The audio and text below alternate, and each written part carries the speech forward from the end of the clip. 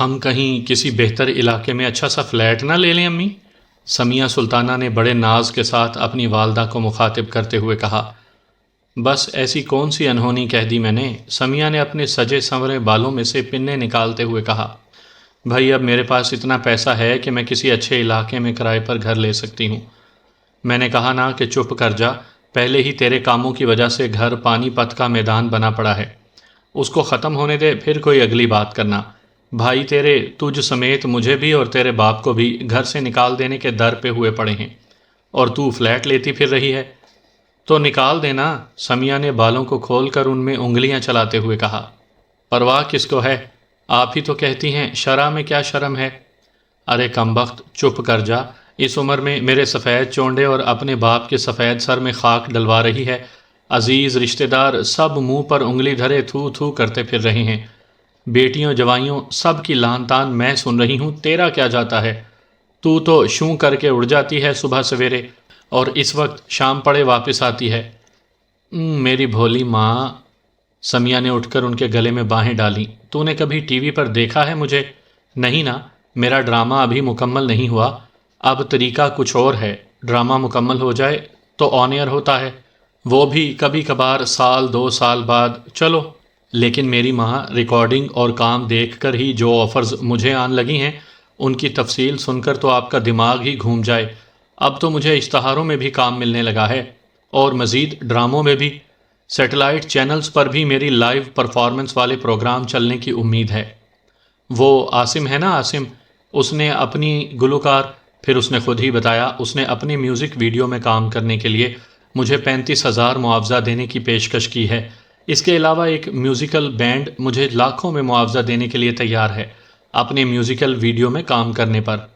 ہزاروں لاکھوں! اس کی امی کا منہ کھلے کا کھلا رہ گیا۔ تیرا دماغ تو گھوم گیا ہے، کون دے گا تجھے ہزاروں لاکھوں؟ یقین نہیں آتا؟ سمیہ نے ہنس کر کہا۔ تو یہ دیکھیں، اس نے اپنا بیگ کھولا جو روپیوں سے بھرا پڑا تھا۔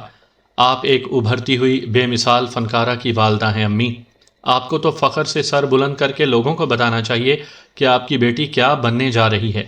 سب تانے دینے والے، سب انگلیاں اٹھانے والے خود ہی خاموش ہو جائیں گے، اور ایک دن وہ بھی آئے گا جب یہ لوگ ہی اپنے ملنے والوں کو بتایا کریں گے کہ مشہور فنکارہ سمیہ سلطانہ سے ان کا کیا رشتہ ہے۔ رہی بات فلیٹ کی، تو وہ تو میں ضرور لوں گی، چاہے گھر پانی پت کا میدان بنے، چاہے کوئی جنگ لڑی جائے۔ ارے سمیہ، کون تمہیں روکتا ہے فلیٹ لینے سے؟ نہ جانے کدھر سے اس کی بھابھی ادھر کو نکل آئیں۔ جگ جگ لو فلیٹ، گاڑی بھی لو۔ ارے امی آپ تو یوں ہی کھپ رہی ہیں، ہماری بچی میں کوئی گن ہے تو ہم منہ کیوں چھپائیں، فخر سے کیوں نہ بتائیں؟ آخر یہ جو اتنی ساری لڑکیاں آج کل اس میدان میں موجود ہیں، یہ ساری کی ساری تو غلط قسم کے خاندانوں سے تعلق نہیں رکھتی نا، پھر ہماری سمیہ کے لیے ہی لان تان کیوں؟ میں نے تو اس کے بھائی کو بھی سمجھایا تھا، بہن ڈاکٹر بن جاتی، انجینئر بن جاتی یا پروفیسر بن جاتی، کام تو گھر سے باہر نکل کر کرنے کا ہی ہوتا ہے نا، تو پھر اس کام میں کیا برائی ہے؟ اچھا ہے، شہرت بھی ملے گی اور پیسہ بھی۔ بھابھی کی نظر ساری بات کے دوران سمیہ کے ادھ کھلے بیگ پر تھی، جس میں سے ہزار ہزار کے کئی نوٹ جھانک رہے تھے۔ ارے جی ہیں بھابھی، سمیہ اس بات پر جی جان سے نثار ہوئی۔ دیکھا آپ نے امی، بھابھی نے کتنی جلدی وقت کی آواز سن لی، کم از کم ایک ووٹ تو میرے حق میں ہوا۔ مجھے یقین ہے کہ آہستہ آہستہ یہ ساری گورو پانڈو اور پانی پت کی لڑائیاں دم توڑ جائیں گی۔ آپ بھابھی ایسا کریں کہ یہ پیسے لیں اور آج ہی اپنے لیے اور بچوں کے لیے کچھ شاپنگ کرائیں۔ اس نے بیگ کھول کر کئی نوٹ بھابھی کو پکڑا دیے۔ جیتی رہو، دیکھا امی، بیٹوں سے زیادہ تو بیٹی کماؤ نکلی آپ کی۔ بھابھی نوٹ پکڑ کر کھل اٹھیں اور سمیہ کی امی ہونکوں کی طرح اس پل پل بدلتی صورتحال کو دیکھتی رہ گئیں۔ ویسے تو شاید یہ ممکن نہ ہوتا، مگر سمیہ بی بی کے اس نئے شوق نے امید پیدا کر دی ہے کہ ہماری جان ان محترمہ سے جلد ہی چھوٹ جائے گی۔ اس روز بڑی بھابھی نے شاپنگ سے واپسی پر چھوٹی بھابھی کو سنایا۔ بھائی تو اس کے بھڑکے پڑے ہیں، سمیہ بی بی کا نیا شوق پورا کیسے ہوگا؟ چھوٹی بھابھی نے یقین نہ کرتے ہوئے کہا۔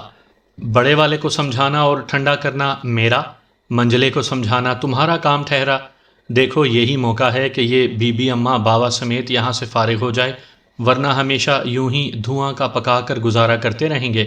بڑی بھابھی نے اپنے ذہن میں آئی اسکیم کے تحت چھوٹی بھابھی کو اپنا حامی بنانے کی خاطر کہا، ورنہ اس سے پہلے سمیہ کے ٹی وی پر جانے کی خبر سن کر ان دونوں نے ہی اپنے اپنے شوہروں کی جلتی پر مزید تیل ڈالنے کا فرض ادا کیا تھا۔ اور چھوٹے والے کا کیا کریں گے؟ اس کو ٹھنڈا کرنے اور سمجھانے والی تو ابھی آئی نہیں، چھوٹی بھابھی نے خیال ظاہر کیا۔ اس کو دونوں بڑے سنبھال لیں گے، ویسے بھی وہ ابھی چھوٹا ہے۔ میں نے محسوس کیا ہے کہ سمیہ کے ٹی وی پر نظر آنے میں اسے کوئی خاص اعتراض نہیں۔ اس کا خیال ہے کہ ممکن ہے سمیہ کی وجہ سے اس کو بھی کوئی ایسا چانس مل جائے۔ تم جانو، ٹی وی فلموں اور تھیٹر کا رسیہ تو وہ صدا سے ہے، ہو سکتا ہے خیالوں میں خود کو سعدیہ امام کے مد مقابل ڈائیلاگ بولتے دیکھ رہے ہوں حضور۔ یہ تو ہے، اور بھئی ہمیں کیا کہ سمیہ بی بی کنویں میں گرتی ہیں یا کھائی میں، جہاں بھی گریں گی اپنی مرضی سے گریں گی، کوئی دودھ پیتی بچی تو ہے نہیں محترمہ۔ چھوٹی بھابھی کی سمجھ میں ساری بات آ گئی۔ چلو وہ کسی اچھے علاقے میں بنگلہ لے یا فلیٹ، بلا سے ہماری جان تو چھوٹے، ہم ناراض ہو کر کیوں رہیں؟ ہفتہ واری تعطیل پر بچے بھی جا کر پھپھی سے ملایا کریں گے، 4 گھڑی ذرا ماڈرن ماحول میں رہ لیا کریں گے۔ بچوں پر تو خاصی مہربان ہو رہی ہے، جب سے پیسہ ملنے لگا ہے 150 آتے جاتے پکڑا جاتی ہے۔ اپنے لیے حمایت حاصل کرنے کی خاطر بڑی بھابھی مکارانہ انداز میں ہنسی۔ تو پھر بی بی تم خود ہی سوچ لو ہمارا کیا جاتا ہے؟ سمیہ سلطانہ کے اداکارہ بن جانے سے ہمارا تو 2 طرفہ فائدہ ہے۔ بہتری اسی میں ہے کہ ہم اپنے اپنے شوہروں کو قابو کر کے قائل کر لیں۔ یوں سمیہ سلطانہ، جس کے ڈرامے میں کام کرنے پر گھر میدان کارزار بن کر رہ گیا تھا، دنوں میں امن کا گہوارہ بن گیا۔ سمیہ نے اقبال ٹاؤن میں ایک چھوٹا بنگلہ نما گھر کرائے پر لے لیا اور اپنے ابا امی کو اپنے ساتھ لے آئی۔ بھائیوں نے صلح صفائی سے گھر سے رخصت کیا اور حسب منصوبہ بھائی بھابھی ہفتہ واری تعطیل منانے اس کے پاس باقاعدگی سے آنے جانے لگے۔ سمیہ کے اس قدم نے ہر طرف خوشحالی پھیلا دی تھی۔ بھائیوں کے ہاتھ بھی کشادہ ہونے لگے تھے، امی ابا بھی اچھا کھانے اور اچھا پہننے اوڑھنے لگے تھے۔ بہت سی ایسی چیزیں جو رسائی سے باہر نظر آتی تھیں اب پہنچ میں آ گئی تھیں۔ یوں ڈرامے میں کام کرنا میراثی بھاڑنوں کا پیشہ کہلانے کے بجائے دنوں میں معزز ہنر کہلایا جانے لگا، جس میں عزت، شہرت اور پیسہ سب کچھ ہی مل رہا تھا۔ آہستہ آہستہ عزیز و اقارب اور دوستوں، محلے داروں نے بھی اس حقیقت کو قبول کرنا شروع کر دیا، اور سب کے لیے ہی سمیہ سلطانہ کا نام اور اس سے تعلق فخر کا باعث بننے لگا تھا۔ خوب پکڑا بھائی آپ کو۔ اس شام فلاور شاپ پر حسن کمال کو پھولوں کا بکے خریدتے دیکھ کر کرن فاطمہ نے انہیں جا لیا۔ اسے محسوس ہوا حسن اسے اپنے سامنے پا کر ذرا بے آرام سے ہو گئے تھے۔ کہاں غائب ہیں بھائی؟ ہم تو کنویں میں ڈنڈے بھی ڈلوا چکے، کہیں آپ کا سراغ نہیں مل رہا تھا، کرن نے پرواہ نہ کرتے ہوئے کہا۔ میں یہیں تھا، مجھے کہاں جانا ہے، حسن نے کان میں انگلی چلاتے ہوئے کہا۔ کرن نے ایک نظر غور سے انہیں دیکھا۔ اس روز بھی وہ بہت بہتر حلیے میں تھے، مگر یہ کپڑے وہ نہیں تھے جو وہ ویلنٹائن ڈے والے واقعے کے بعد پہن کر آئے تھے۔ اور یہ بکے کس کے لیے خرید رہے ہیں؟ اس نے حسن کے ہاتھ میں پکڑا سرخ گلابوں کا دستہ دیکھ کر کہا۔ کیا وہ تحفے والی خاتون دریافت ہو گئیں؟ سارے سوال اکٹھے ہی کر لوگی کیا؟ حسن نے بکے کی قیمت ادا کرتے ہوئے کہا اور شاپ سے باہر نکل آئے۔ آپ کا موبائل بھی آف ملتا ہے، کیا نمبر بدل لیا ہے آپ نے؟ جہانگیر بتا رہا تھا کہ آپ اب اکثر بلال ظفر کے ساتھ نظر آتے ہیں، جو اپنا ڈیلی نکالنے کی تیاریاں کر رہا ہے۔ بات کیا ہے بھائی؟ حسن صاحب، آپ اتنے پراسرار کیوں ہو رہے ہیں؟ آپ کو اندازہ ہے کہ مہرین اس صورتحال پر کتنی پریشان ہے؟ کرن مسلسل بولے چلی جا رہی تھی۔ میں مہرین سے خود بات کر لوں گا۔ فٹ پاتھ پر چلتے چلتے حسن صاحب نے ایک دم رک کر کہا، میں خاصا مصروف ہوں، اس لیے فی الحال آن لکر کے لیے ٹائم نہیں نکال پاؤں گا۔ کیوں بھائی؟ کرن کے چلتے قدم رک گئے۔ آن لکر کا تو آپ کی پہلی ترجیح ہونا چاہیے، بلکہ یہ پہلی ترجیح ہے، جبکہ آپ یہ بھی جانتے ہیں کہ پرچہ پریس میں جانے میں بس چند ہی دن باقی رہ گئے ہیں۔ میں جانتا ہوں، حسن صاحب نے اس کی طرف دیکھتے ہوئے کہا، مگر ترجیحات کا کیا ہے، یہ تو وقت کے ساتھ ساتھ بدل جاتی ہیں۔ Don't tell me. کرن بری طرح چونک گئی۔ ارے گھبرا گئیں؟ حسن صاحب نے کہا لگایا۔ ڈونٹ وری، آن لوکر کا یہ پرچہ میرے ہاتھوں سے ہی گزر کر پریس میں جائے گا۔ اور آن لوکر کے اگلے پرچے؟ کرن کے لہجے میں بدستور شک تھا۔ واقعی بہت ذہین ہو۔ حسن مسکرائے۔ آنے والے وقت کے بارے میں کوئی پیش گوئی نہیں ہو سکتی۔ آنے والے وقت کے کئی منصوبے تو ہم نے بہت پہلے سے بنا رکھے ہیں حسن صاحب۔ آن لوکر کے کس شمارے میں کیا اچھوتی بات ہوگی، اس کی فہرست تو آپ نے خود اپنے ہاتھ سے بنا کر رکھی ہوئی ہے۔ کرن نے اپنا بیگ کندھے پر ڈالتے ہوئے کہا۔ اس سے کوئی فرق نہیں پڑتا کرن فاطمہ، حسن نے ٹھہرے ہوئے لہجے میں کہا، منصوبہ کسی اور کا، عمل کوئی اور بھی تو کر سکتا ہے۔ بہرحال میں مہرین سے خود بات کر لوں گا، یہ بات تم سے اور وہ بھی یوں سر راہ کرنے کی نہیں۔ وہ فٹ پاتھ کے ساتھ پارکنگ کی طرف مڑتے ہوئے بولا، اور کرن انہیں جاتے ہوئے دیکھتی رہ گئی۔ ان کی پشت کرن کی جانب تھی اور وہ اپنی موٹر سائیکل کو کک مار رہے تھے۔ وہ یوں ہی خاموش کھڑی انہیں دیکھ رہی تھی، پھر اچانک اسے نہ جانے کیا خیال آیا۔ وہ تیزی سے حسن صاحب کی طرف بڑھی، جنہوں نے موٹر سائیکل سٹارٹ کر کے موڑ لی تھی۔ ہمیں مہپارہ بیگم سے بھی تو ملنا تھا حسن صاحب، ان کے بارے میں مضمون کی اگلی قسط تیار پڑی ہے، لیکن حسب وعدہ وہ انہیں دکھائے بغیر ہم شائع نہیں کر سکتے۔ کب وہ اسے دیکھیں گی اور کب ہم اسے پریس میں بھیجیں گے؟ یوں تو پرچہ بہت لیٹ ہو جائے گا حسن صاحب۔ اس سے بھی کوئی فرق نہیں پڑتا کرن فاطمہ، وہ ایک بار پھر مسکرا کر بولے۔ آن لوکر کی سرکولیشن اتنی محدود ہے کہ پرچہ لیٹ ہو جانے پر بھی طوفان نہیں اٹھے گا شہر میں۔ آپ شاید ٹھیک کہتے ہیں۔ حسن کے مسلسل سرد رویے کو محسوس کر کے کرن نے ہونٹ بھینچتے ہوئے کہا، اب آپ کو غالباً کسی بھی بات سے کوئی فرق نہیں پڑتا۔ اب آپ کی ترجیح وزادار اور دوست دار مہرین کیانی نہیں، مالدار بلال ظفر ہے، جس نے یقیناً آپ کو، آپ کے ہنر اور ٹیلنٹ کو پیسہ دے کر خرید لیا ہے اور آپ کی آنکھوں پر وہ پٹی چڑھا دی ہے جس کے پیچھے سے پرانے شناسہ نظر نہیں آتے۔ آپ کے دماغ پر اس نے پیسے کی طاقت کا غرور پیدا کرنے کی کوشش کی ہے، جس کی وجہ سے آپ کی کمٹمنٹس اور ترجیحات بدل گئی ہیں۔ کوئی بات نہیں، کرن نے چبا چبا کر لفظ ادا کرتے ہوئے کہا، اس کارخانہ حیات میں لوگوں کا یہ شیوا نیا نہیں۔ قلم اور قلم کار کے عرصہ دراز سے بکنے اور خریدنے کی تاریخ رقم ہوتی رہی ہے، مگر آپ حسن کمال، جس کے بارے میں کوئی گمان بھی نہیں کر سکتا تھا کہ وہ یوں اتنا ارزاں بک جائے گا اور یوں اپنے برے وقت کی ساتھی مہرین کے آنی کا ساتھ چھوڑ جائے گا۔ لڑکی، تم ابھی بہت چھوٹی ہو اور باتیں بڑی بڑی کر رہی ہو، حسن نے بائک پر بیٹھے بیٹھے کہا۔ تم اس میدان میں حادثاتی طور پر آئی ہو، اور وہ بھی کچھ عرصہ پہلے ہی، جبکہ ہمیں مدت ہو گئی اس کی خاک چھانتے۔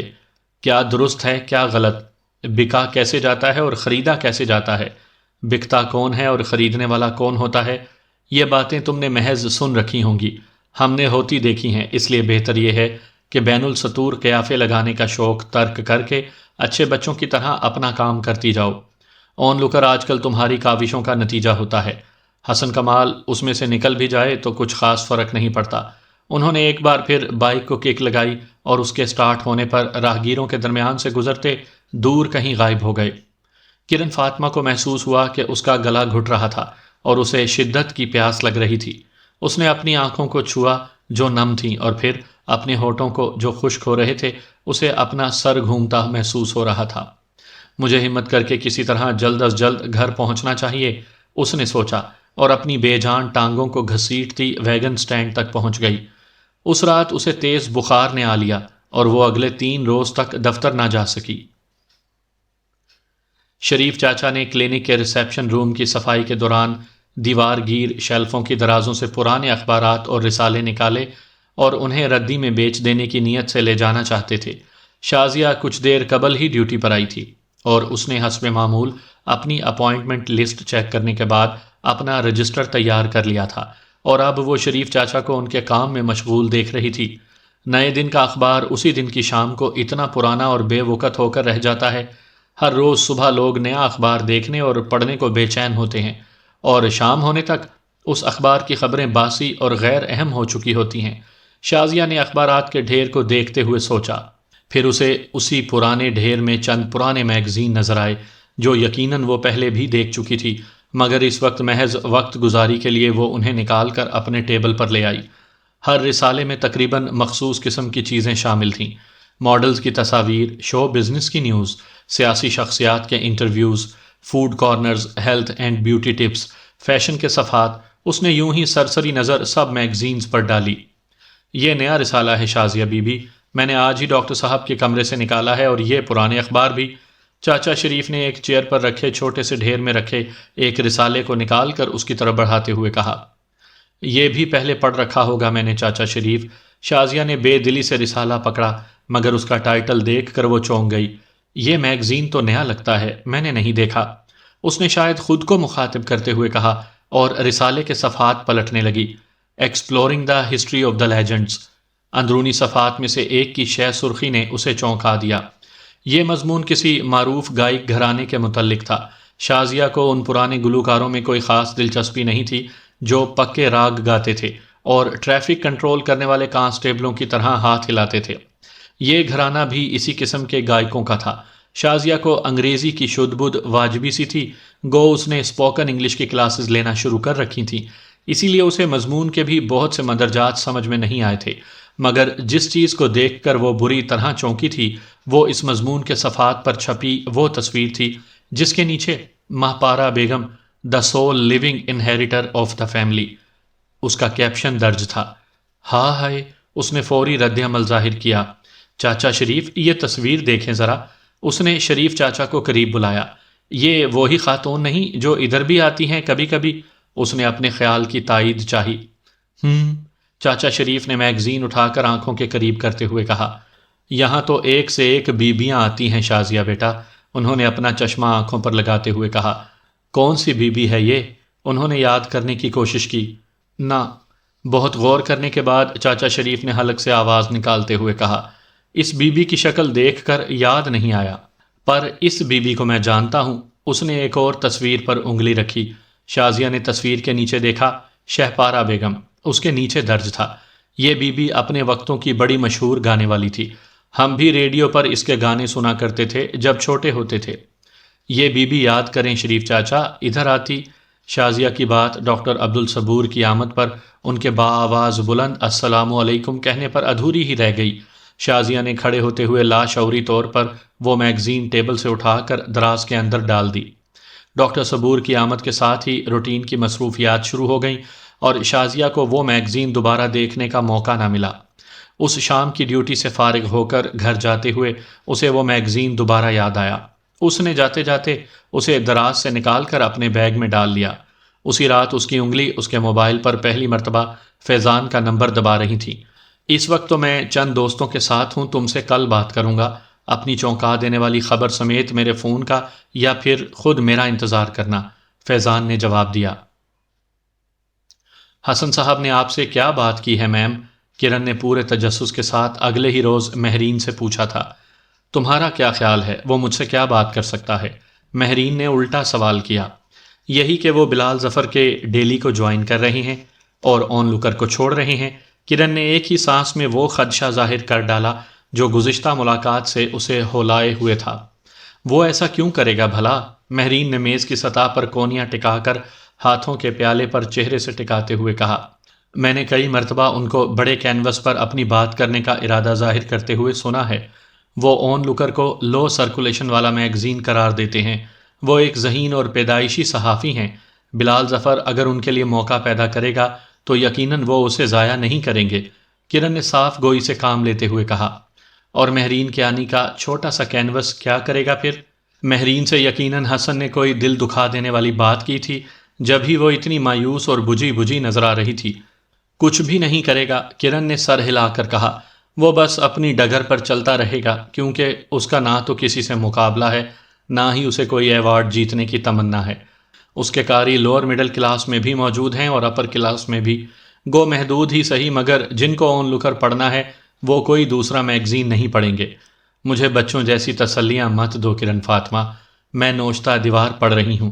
مہرین حد سے زیادہ مایوس نظر آ رہی تھی۔ یہ میگزین لولا لنگڑا ہی صحیح حسن کمال کے سر پر چل رہا تھا۔ ہم اس حقیقت سے انکار نہیں کر سکتے، وہ اسے چھوڑ جائے گا تو ہم دونوں اسے کیا اور کتنا چلا سکیں گے؟ جتنا بھی جیسا بھی ہم کوشش تو کر سکتے ہیں نا۔ کرن کی سمجھ میں نہیں آ رہا تھا کہ وہ مہرین کو کس طرح سے تسلی دے۔ اب یقیناً اس دکان کو بڑھا دینے کا وقت آ گیا ہے، ہم قسمت سے یقیناً نہیں لڑ سکتے۔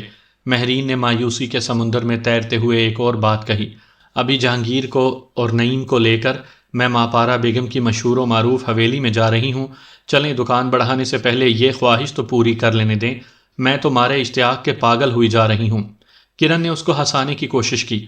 ٹھیک ہے جاؤ، یہ چابی لے لو، گاڑی نیچے کھڑی ہے۔ مہرین نے اس کی توقع کے خلاف فوراً اجازت دے دی۔ یاد رہے کہ ہماری ملاقات طے نہیں ہے ان سے، یوں ہی نکل جا رہے ہیں ہم، کرن نے اسے یاد دلاتے ہوئے کہا۔ جو بھی ہے جاؤ بھی، اب اس بار کا پرچہ تو نکالنا ہی ہے نا، مہرین نے قدرے سنبھلتے ہوئے کہا۔ وہ حویلی پرانی تھی، اس کا سن تعمیر تو خیر کہیں بھی درج نہیں تھا، مگر طرز تعمیر سے اس کے زمانہ تعمیر کا اندازہ لگانا کچھ مشکل نہ تھا۔ کرن نے بڑے تجسس سے اس کے بیرونی دروازے کو دیکھا، جو سیاہ لکڑی کے 2 پٹ جوڑ کر بنایا گیا تھا، اور اس پر کھدائی کا کام اتنی مہارت سے کیا گیا تھا کہ بنانے والے کو بے اختیار داد دینے کا دل چاہنے لگا تھا۔ اس دروازے پر روایتی پھول بوٹے تو نہیں، اس پر تو کچھ اور ہی نقش و نگار ہیں۔ جہانگیر، جو ایسے فنون کے متعلق کچھ زیادہ نہیں جانتا تھا، بولا، یہ کسی بادشاہ یا راجہ مہاراجہ کے زمانے کا میدان جنگ ہے غالباً، جو اس دروازے پر منقش کیا گیا ہے۔ کرن نے اس گدے ہوئے نقش و نگار والے دروازے پر ہاتھ رکھتے ہوئے کہا، یہ دیکھو، یہ گھوڑوں کی فوج، یہ پیادے، اور یہ ہاتھیوں والی فوج کا منظر۔ ارے لگتا ہے کسی نے راجہ پورس اور سکندر اعظم کی جنگ کا نقشہ بنایا ہے۔ اور اس دروازے پر دیکھو، دریا کا کنارہ سا لگ رہا ہے۔ خوب بھائی خوب، کیا آئیڈیا ہے، کرن نے بے ساختہ کہا۔ آپ تو بیرونی دروازے پر ہی عاشق ہو گئیں، اندر جا کر دیکھتے ہیں یہ حویلی اپنے اندر کیا کیا دنیا سجائے کھڑی ہے۔ جہانگیر نے پیتل کے کنڈے کو دروازے پر بجاتے ہوئے کہا، کیا روایتی انداز ہے دستک کا۔ وہ مسکرا کر بولا۔ 5 منٹ کے بعد دروازہ کھلا اور ایک بڑی بڑی مونچھوں والا آدمی سر پر پگڑی سجائے برآمد ہوا۔ جی حضور، اس نے ہاتھ باندھ کر پوچھا۔ جہانگیر، ذرا خیال رکھنا میں گر ہی نہ جاؤں، مجھے لگ رہا ہے کہ میں کسی ٹائم مشین میں بیٹھ کر پچھلی صدی میں چلی گئی ہوں۔ کرن نے سرگوشی کے انداز میں جہانگیر سے کہا۔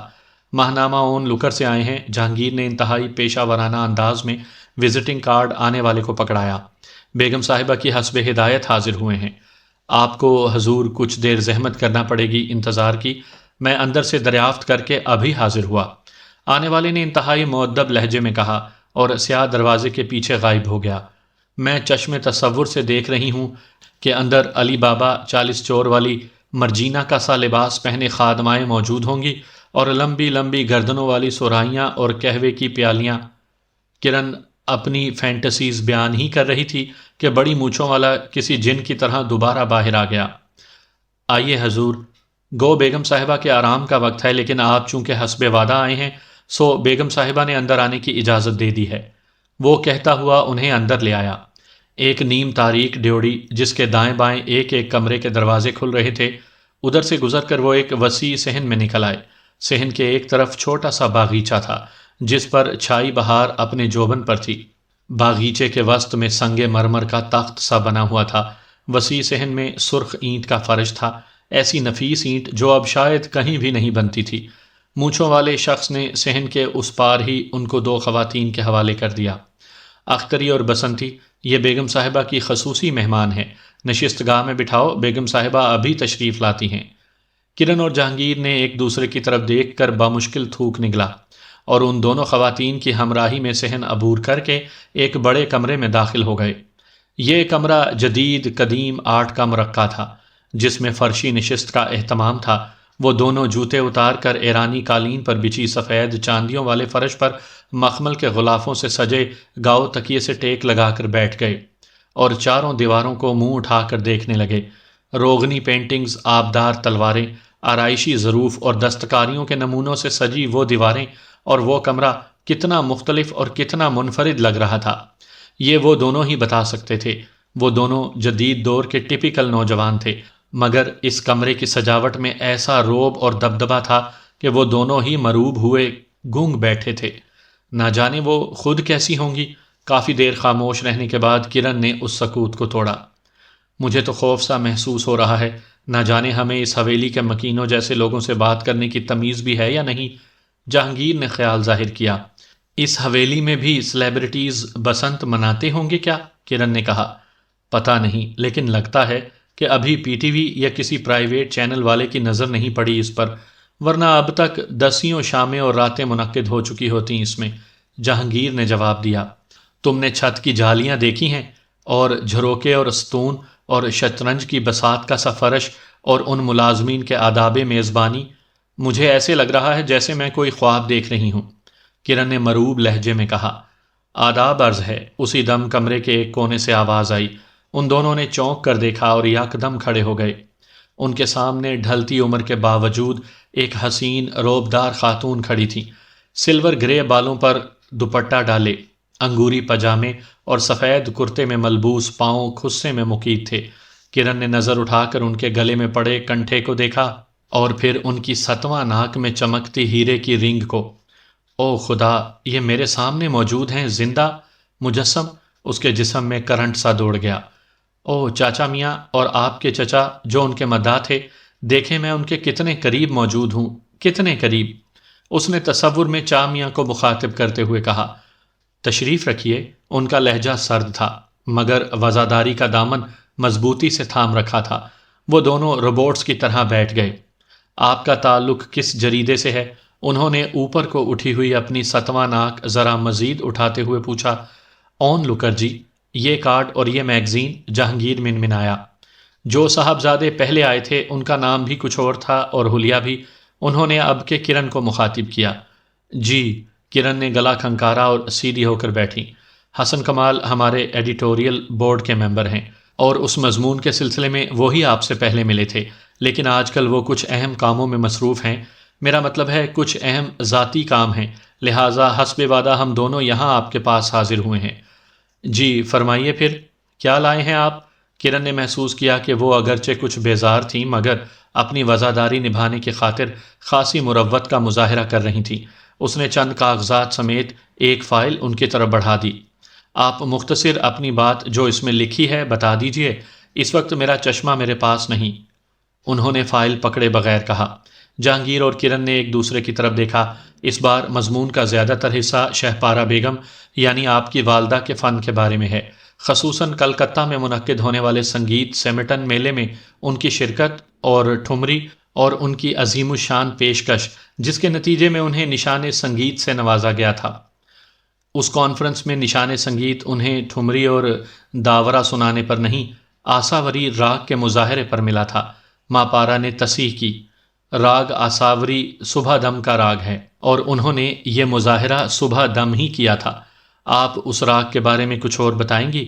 اس راگ کے سر فضا کی لہروں سے متعلق ہیں، فطرت کی ماورائی قوتوں کی باغیں اسی راگ کے ہاتھ میں ہیں اور اس کی روح کمل کے پھولوں سے نمودار ہوتی ہے۔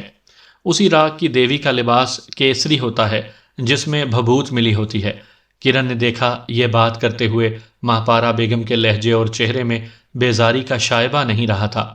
وہ کھوئی کھوئی سی آواز میں انہیں مختلف راگوں اور ٹھاٹھوں کے متعلق بتا رہی تھیں۔ حکومت پاکستان کی طرف سے ان کے فن کو پذیرائی نہیں ملی، اس کی کیا وجہ ہے؟ کرن نے پوچھا۔ جن کے فن کو حکومت کی طرف سے پذیرائی ملی وہ کن حالوں میں جیتے ہیں؟ آپ تو صحافی ہیں، آپ سے بہتر کون جانتا ہوگا؟ وہ قدرے چبھتے ہوئے لہجے میں بولی۔ کیا اسی وجہ سے انہوں نے میوزک کانفرنسز چھوڑ کر نجی محفلوں میں گانا شروع کر دیا اور تمغات اور اعزازات کی دوڑ سے باہر نکل گئیں؟ تمغوں اور اعزازات سے زیادہ اہم پیٹ کی بھوک ہوتی ہے بیٹا۔ بھوکے پیٹ بڑے سے بڑا فنکار بھی اپنے فن کا مظاہرہ نہیں کر سکتا۔ یہ پیٹ کی بھوک ہی ہے جس نے اس ملک عزیز کے کئی فنکار ضائع کر دیے۔ حکومتی سرپرستی کے بغیر فن کا زندہ رہنا مشکل ہوتا ہے اور حکومت وقت کی سرپرستی زیادہ تر ان کو زندہ رکھنے میں معاون ثابت ہوتی ہے جو فنکار نہیں ہوتے۔ ہاں، انہیں حالات کے مطابق جینے اور آگے بڑھنے کا فن ضرور آتا ہے۔